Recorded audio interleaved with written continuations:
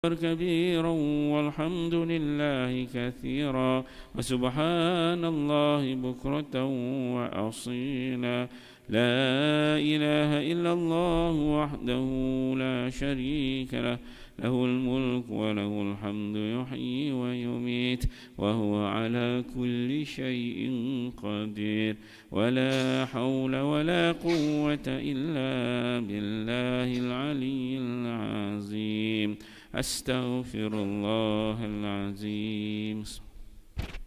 أعوذ بالله من الشيطان الرجيم. بسم الله الرحمن الرحيم.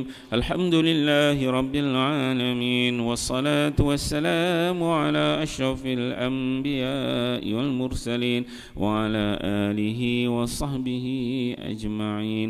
اللهم اغفر لنا ذنوبنا ولوالدينا وارحمهم كما ربونا صغارا والجميع المسلمين والمسلمات والمؤمنين والمؤمنات الأحياء منهم والأموات وتابع بيننا وبينهم بالخيرات رب اغفر وارحم وأنت خير الراحمين. اللهم ربنا هب لنا من أزواجنا وذرياتنا قرة أعين واجعلنا للمتقين إماما. ربنا آتنا في الدنيا حسنة وفي الآخرة حسنة وقنا عذاب النار. اللهم اختم لنا بحسن الخاتمة ولا تختم علينا يا الله بسوء الخاتمة. وصلى الله على سيدنا محمد وعلى آله وصحبه وسلم والحمد لله رب العالمين. تقبل الله منكم منا ومنكم تقبل يا كريم. Assalamualaikum warahmatullahi wabarakatuh.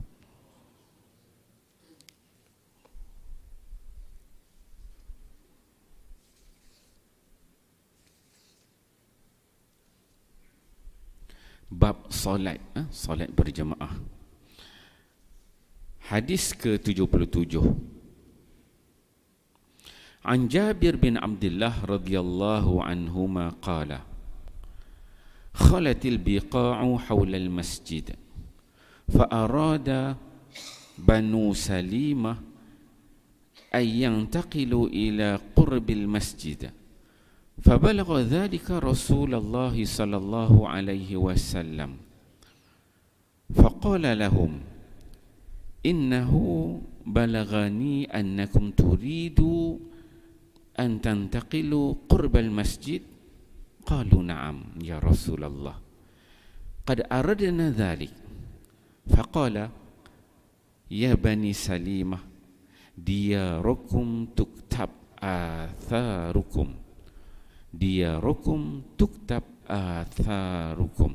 رواه مسلم. باب فضل كثرة الخطأ إلى المسجid. Sayyidina Jabir bin Abdullah radhiyallahu anhuma berkata bahawa tanah di sekitar masjid kosong, maka Banu Salimah yang merupakan satu kabilah di Madinah yang tinggal jauh dari masjid mahu berpindah hampir dengan masjid. Berita tersebut telah sampai kepada Nabi SAW. Maka baginda bersabda kepada mereka, sesungguhnya telah sampai kepadaku berita bahawa kamu ingin berpindah berhampiran masjid. Mereka menjawab, ya wahai Rasulullah, kami inginkan yang demikian. Maka Nabi SAW bersabda, wahai Bani Salimah, tetaplah di perkampungan kamu. Langkah-langkah kamu sehingga sampai ke masjid akan ditulis. Tetaplah di kampung kamu.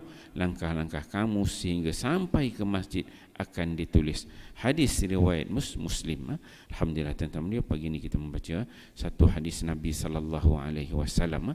Hadis di bawah tajuk solat, solat berjemaah. Hadis ke-77 yang diriwayatkan oleh Jabir bin Abdullah. Jabir bin Abdullah ni kita dah cerita banyak kali, nama berulang-ulang. Salah seorang sahabat Nabi SAW, dia orang Madinah, maksudnya orang Ansar. Jabir bin Abdullah, dia meluk Islam ketika mana masih kecil, ikut ayah dia Abdullah bin Amr yang pergi ke Mekah mengikuti perjanjian Aqabah yang kedua. Jadi dia Islam masa tu masih dia kecil. Jabir bin Abdullah, dia lahir 16 tahun sebelum hijrah Nabi sallallahu alaihi wasallam. Jadi dalam umur belasan tahun dia dah masuk Islam.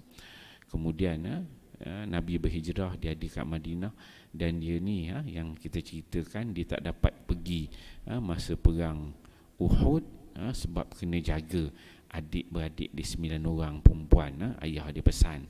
Kemudian adalah beberapa sebut mukjizat Nabi sallallahu alaihi wasallam, pokok kurma, mukjizat Nabi. Apa yang menarik tentang Jabir? Ada satu kisah lagi ketika mana berlakunya peperangan Khandaq, peperangan Parit.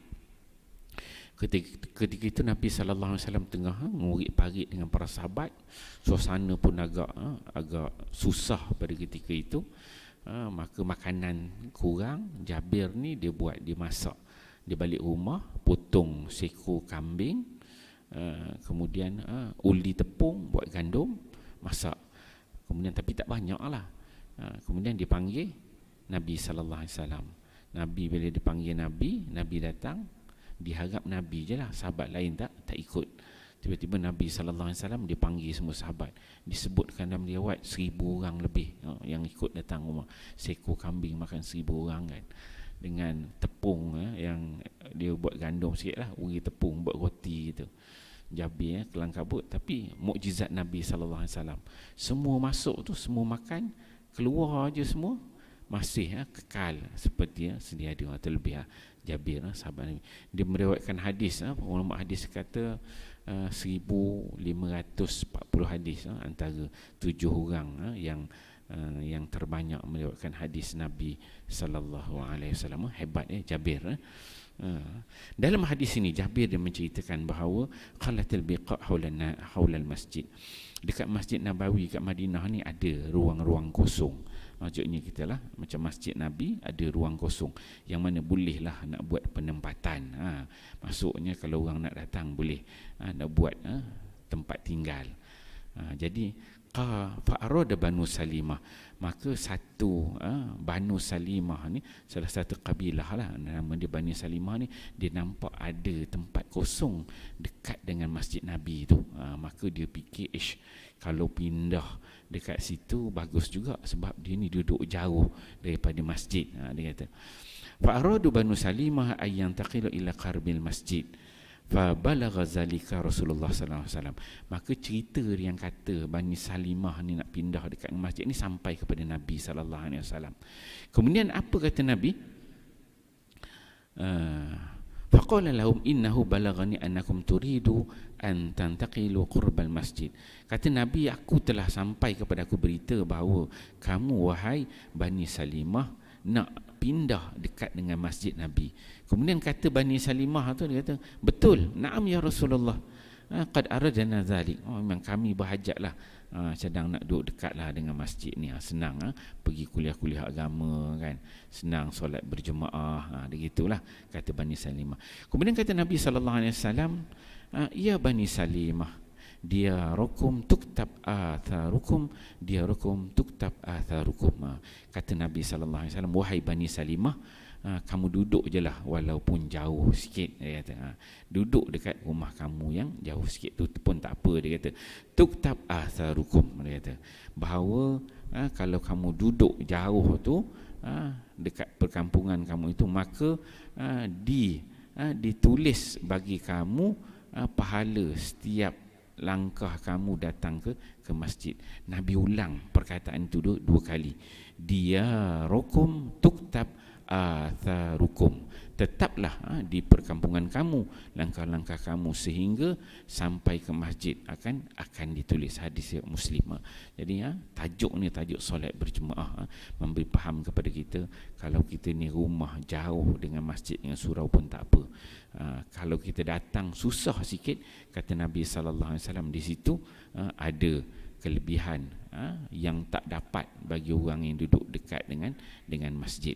Jadi setiap langkah itu akan diberi ganjaran yang banyak. Dia kata, pernah satu ketika kita sini lah, kita datang masjid, tak ada pun jalan kaki, mungkin dekat jauh sikit tak larat, ujung jalan tu berpeluh kan, jauh. Pernah satu ketika Jabir ni dia pergi perang. dekat sebelah saya tak ingat sebelah Iraq sana sebelah mana. Ni lepas Nabi SAW wafat lah. Dia pergi perang, ada kenderaan. Tapi Jabir ni dengan para sahabat, dia tak naik kenderaan dia jalan kaki. Kemudian sahabat lain tengok, kita nak pergi perang ni, naiklah kenderaan, kenapa nak jalan kaki pula, kata. Kemudian mereka pun tanya Jabir, apa? Betul Jabir, dia kata Nabi SAW sebut kalau kamu jalan kaki lebih banyak pahala dia, sebab khutbah tu setiap langkah tadi ganjaran. Jadi para sahabat berkata gitu, para tabi'in dengar Jabir cakap itu, jadi ramai dalam kalangan yang nak pergi perang tu turun daripada kenderaan, tuntun kenderaan tu bawa jalan kaki sebab nak ambil pahala yang banyak. Cuma kita ni datang ke Masjid Serau, janganlah besok pagi-pagi semua tolak basikal, tolak kereta kan. Datang ke masjid, jangan buat macam tu, nampak pelik pula kan. Tapi nak ceritanya berlaku zaman para sahabat ni, dia nak ambil pahala tu dia buat macam tu. Sesekali boleh lah kot kita buat program nanti. Kita buat program nama dia tuntun kenderaan ke surau. Jadi pagi-pagi semua tolak jalan kaki, naik motor, naik kereta tak lagak dah tolak kan. Melampau pula dapat pahala lebih. Ambil sunnah Nabi sallallahu alaihi wasallam. Insya-Allah bila kita faham baca hadis ni, benda-benda yang boleh kita amalkan, dan kita tahu kelebihan ganjaran walaupun susah jauh untuk datang ke masjid. Wallahu alam. Kita faham amal dan sampaikan. Assalamualaikum. Subhanakallahumma wa bihamdika asyhadu an la ilaha illa anta astaghfiruka wa atubu ilaik.